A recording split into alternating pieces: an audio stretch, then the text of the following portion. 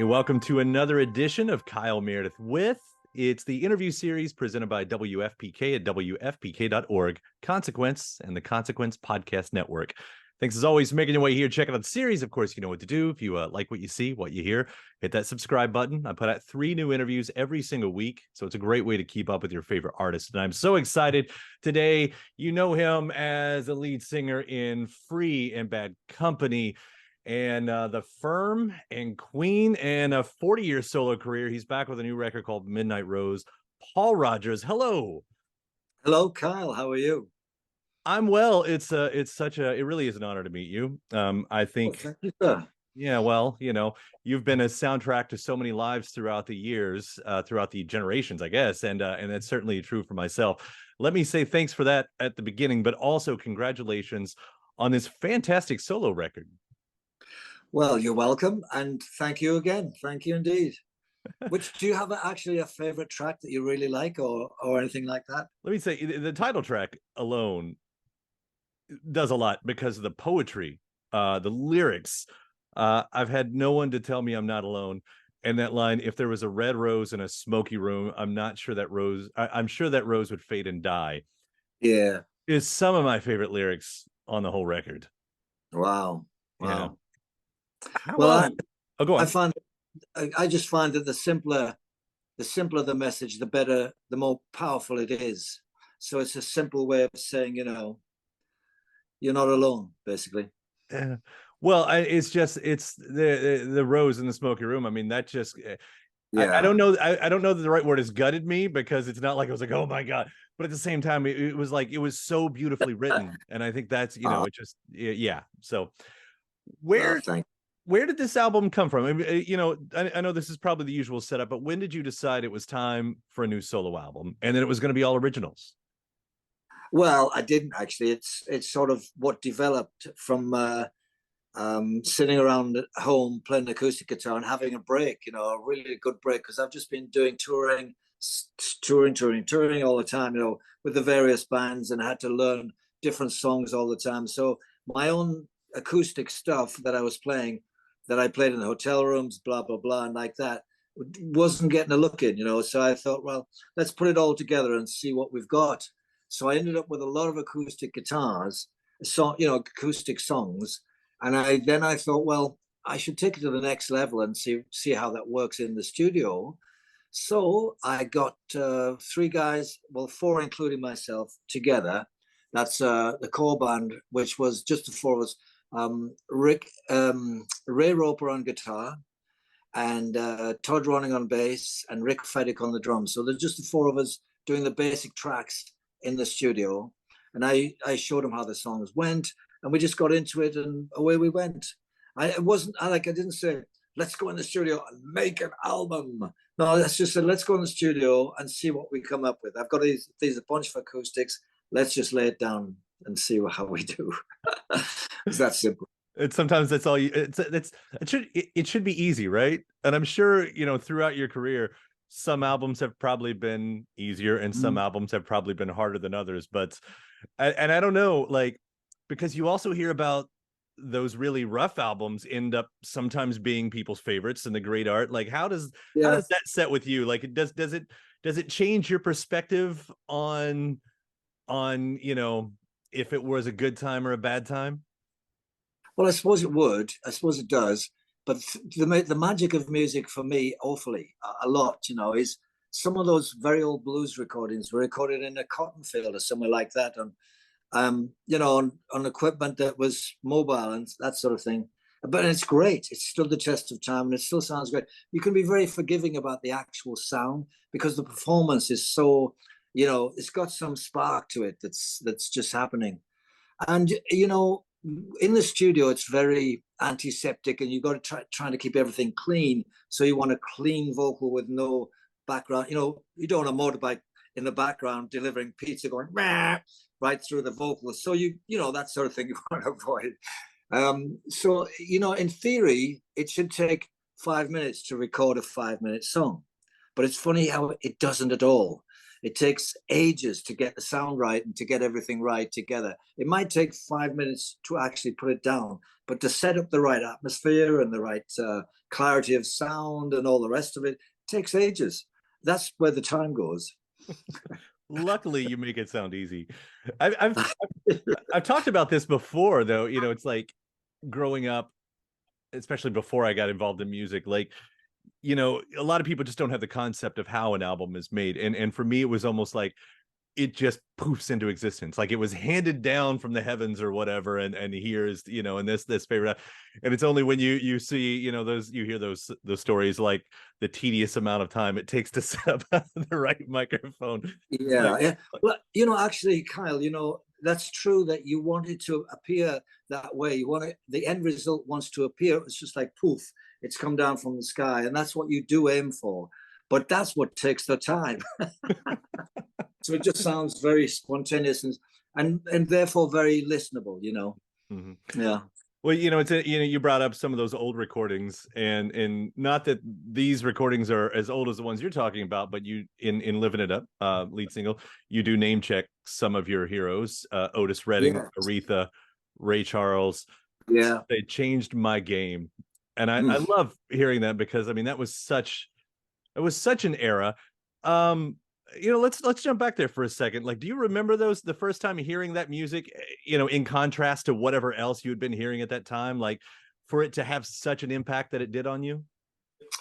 Well, you know, everything was going on at the time. You know, you didn't differentiate. You had the charts, you had your blues collection. So there was a blues boom going on in England at that time. And that comes around in circles. You know, it comes in cycles. It's cyclical. There is sometimes a blues boom, and then everyone gets tired of it, and it goes away, and there's something else comes in. But it's always stayed there. You know, the blues is just a staple of everything. It's behind all the rock and roll licks. It really is. And I mean, Muddy Waters wrote a song. What did he write? He wrote a song. Oh yeah, the blues had a baby, and they called it rock and roll. I think it's very true. But anyway, you know, there's so many things. I know so much comes out of the blues. If you look at Led Zeppelin, they're blues based. If you look at Hendrix, it's blues based. Only it's psychedelic blues, I guess. And if you look at Clapton, there's a lot of blues in Clapton. So Cream, you know. Did I mention anybody else? There's so many people. And what it does, it gives you the ability to springboard from the 12-bar blues into other songs. I started writing songs because my friend Colin Bradley, who was a guitarist in a very early band, taught me what a 12-bar blues was. You know, you got, you know, the 12-bar blues. I'm sure you know what it is. Yeah. And there's so many variations of it. And there are a million songs already written on that structure, right? That 12-bar structure. And yet there's still room for another million. That's amazing structure. It's just, it's fantastic. Yeah. Well, I mean, if you think about Hendrix, the way he did Hey Joe, and he did There's a Red House Over Yonder. That's the 12-bar. And it's so cool. It's beyond cool, you know. And he took that, and you know, he was writing things like Little Wing. Well, she's walking through the clouds. You know, he did all that. Like, it comes out of blues, but it's not actually the 12-bar blues. Anyway, I remember hearing Red House for the first time, and I was a child of the 80s, teen of the 90s. In the 90s, you know, like every other kid, I was listening to a lot of, you know, mainstream alternative rock music, you know, and Red House was on a soundtrack. I'm forgetting which one it was right now. I think it was an indie movie. And you know, for me, talking about what I was asking you, it sounded so different from Nirvana and Pearl Jam, who did use, you know, some blues in their music too, especially Pearl Jam, but it sounded so different that I think for a solid like 2 weeks, Red House was all I could listen to. Like, I know it's grabbed me. Yeah, when there's a couple of songs I could name that have that sort of groove. If Otis Redding's "Rock Me Baby," it's a dum dum dum dum dum. You know, it's just, I don't know. It's got something magic to it, and who knows what it is. Forgive me for not knowing. You know, did you end up? You know, those three people we named, or especially two of them. I guess I'm talking about Aretha and Ray. Did you ever end up being able to collaborate with them or do any music? Not really. I would have liked to. Who was it? It was oh no, Orders, of course. Um, Aretha and Rachel. Well, Ray Charles, no, not really. To be quite honest, no. But I was once appeared on stage with Aretha when the Four Tops were. They invited me to their celebration of their 50th anniversary. Are you jumping in, sweetie? No, okay. So that's the wife. She's She more than knows everything. invited. Yes. Well, she's anyway. They invited me to this, and there was Sam Moore from Sam and Dave there. Who else was there, sweetheart? Aretha was there. Ashford and Simpson. Yeah, and Ashford a lot and of Simpson. Yeah. and the Four Tops, of course. And anyway, Aretha was part of the show, so yeah, I sort of was on the stage with her for an encore, but not really doing much. I was standing at the end of the line. Where, you know. She did look down the line at Paul, however, and gave him a nod of approval. So I know. you got the nod from Aretha. You're doing okay. That's some nod, I'll tell you. She was an awesome figure. You know, everyone's like terrified of her because she could sing you out of the house, basically. But that nod is more than most ever get. So yeah, I'm sure that was meaningful. Yeah, and that was plenty for me, I'll tell you. Yeah. Well, there's further on this album, and we were talking about some of my favorite tracks. Aside from that title track, Melting is one of those that it felt like a classic the first time I heard it.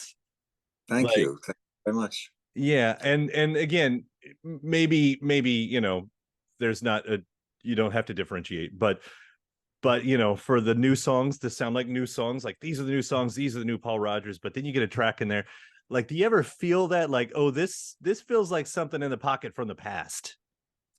Well, it's interesting you say that, because actually Melting was the most current song on the album. But I think one digs deep into that which has influenced you, and you get a feeling and you go with that feeling. I got the riff first, and I thought that sounds just very bluesy, where will that take me?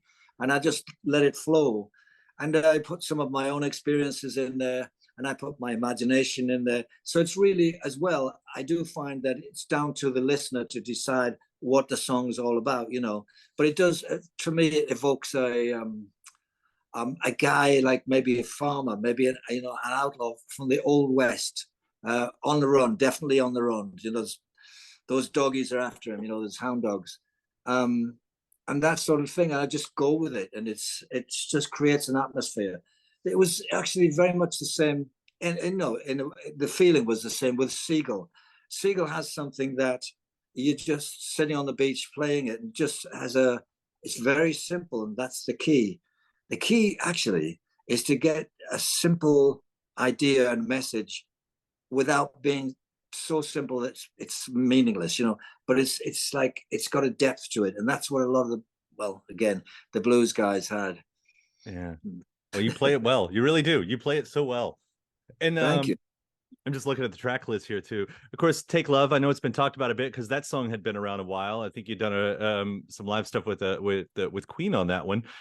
Are there? Well, actually, let me say that with Take Love, I was still trying the song out with Queen, and we did it a few nights, a few tours or something, and I was still working on it. So when we finally got in the studio, I thought, right, it's time to put this down for proper now, And it was actually, Take Love? Yeah. That was inspired by a kitty cat we had called Sheriday, and she doesn't like me calling them kitty cats, so anyway, that's what I call them. And she was what was she?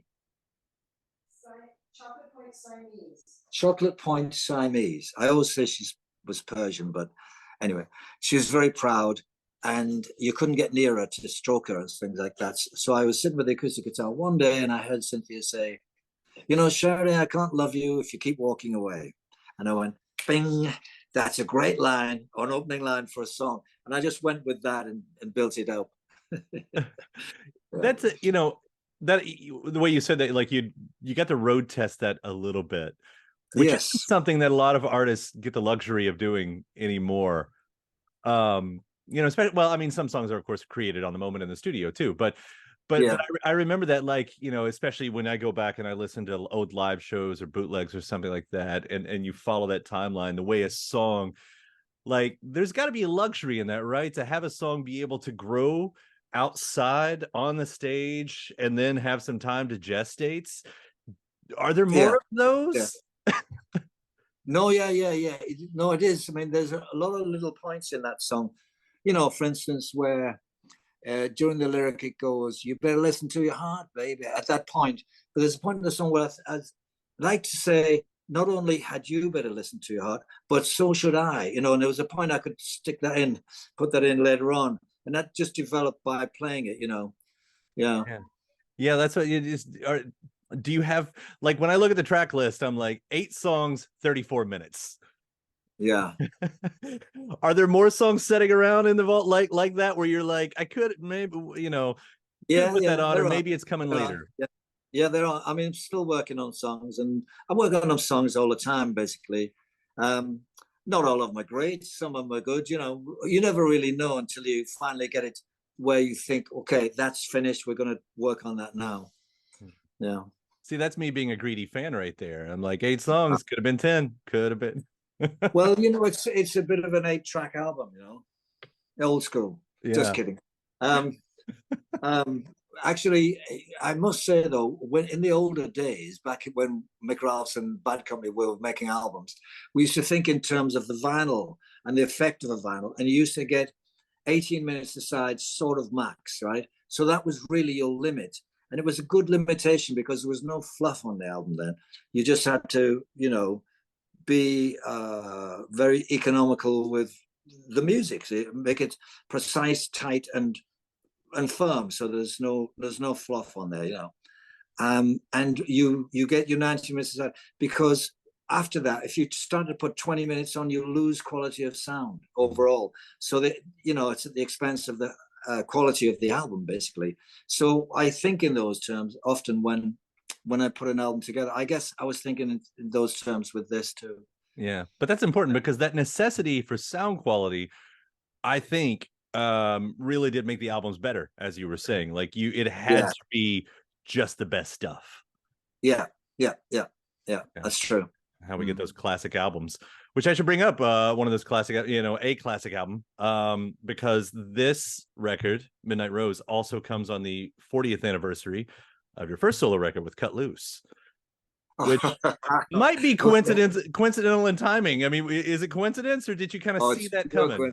Yeah, it's good that you point that out, though. I didn't realize that. Yeah, 1983, 40 years ago, exactly.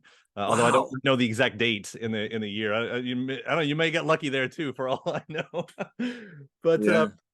you know, Well, it was released here September the 22nd, but I don't know exactly when Cut Loose was released. right. Probably about the same time.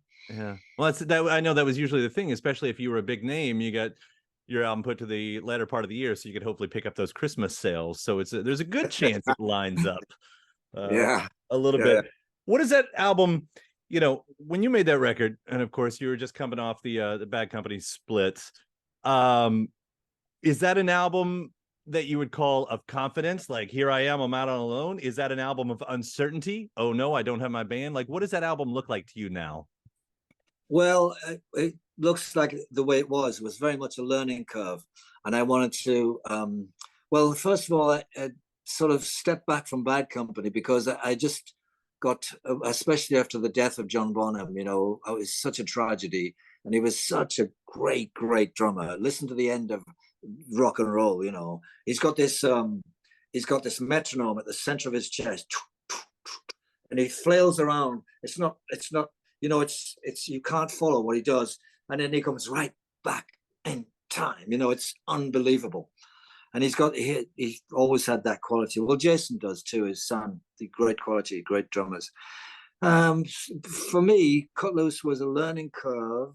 I'd stepped back from Bad Company after John's death, and everybody was so shocked, you know.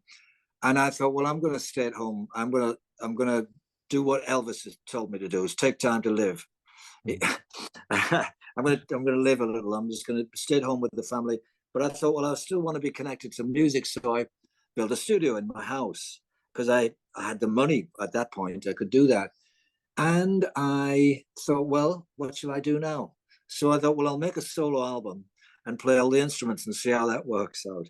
But I did, one of the things that I did learn from that was, for me anyway, for me, I know that other people can do this successfully, but for me, I need other people to work with to get the spirit of the music going. If you do everything yourself, it's a bit one-dimensional in some terms. I don't want to put the album down, but yeah, that's what I learned. And you need a spirit of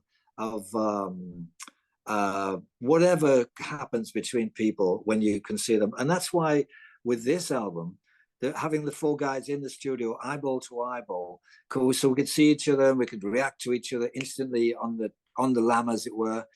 It was really, really very good. And that is the way to record, to be honest. Yeah. Well, I will, just for the compliment here, there are moments on that record, Cut Loose, like your guitar work on Sweet Sensation is fantastic. Oh, thank you. Yeah. Wow. Thank you. One of my favorites to go to. It's funny that I've forgotten her name now. Sweetie, what's Paul's Kossoff's wife's name? Paul who? Kossoff. Oh, Sandy? Oh, yes, Sandy. Yeah. Sandy, Paul Kossoff's wife, called me and she said, I ended up buying one of Paul's guitar, and that is Paul's guitar. Oh. And it sounds great. I mean, seriously, the work you're doing on that, like I said, that's one of my favorites to go to. And of course, and to your point, you did take Live in Peace from being all solo to a group of friends, to do it with the Firm. Was there anything about that song specifically that you went, this needs more life?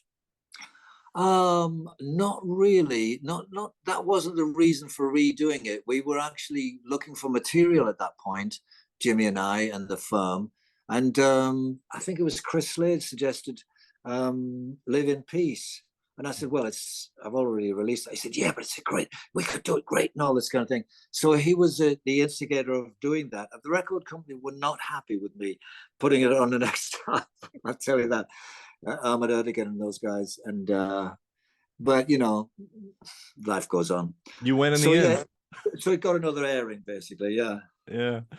I love that. I do love your work in the bands with these people that you're playing with. And then we should mention, like, there are more people than just the four that you're talking about too, because among some of the names, I noticed Chuck Leavell is on this record too, right? What's he on?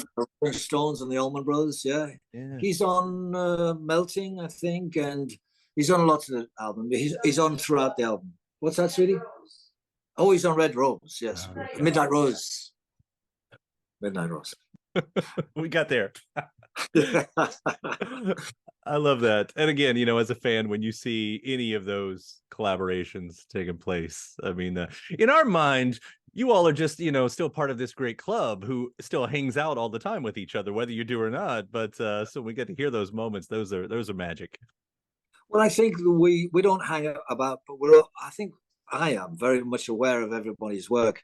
If you hear another singer, I'm listening, or another guitar player or anything like that. So we're very aware of each other. And so I find that when you do actually meet up, even if you haven't met before, you kind of know each other through each other's music, Yeah. Well, Paul, it's a fantastic record. I'm so glad that you've put this one out with Midnight Rose. Congratulations. And seriously, thank you so much for taking the time to talk about it today. Oh, it's my pleasure, Kyle. Thank you. Thanks for having me on the show. And thanks to my guest. Also, thanks to you for checking out the episode in the series. Before you get out of here, hit that subscribe button.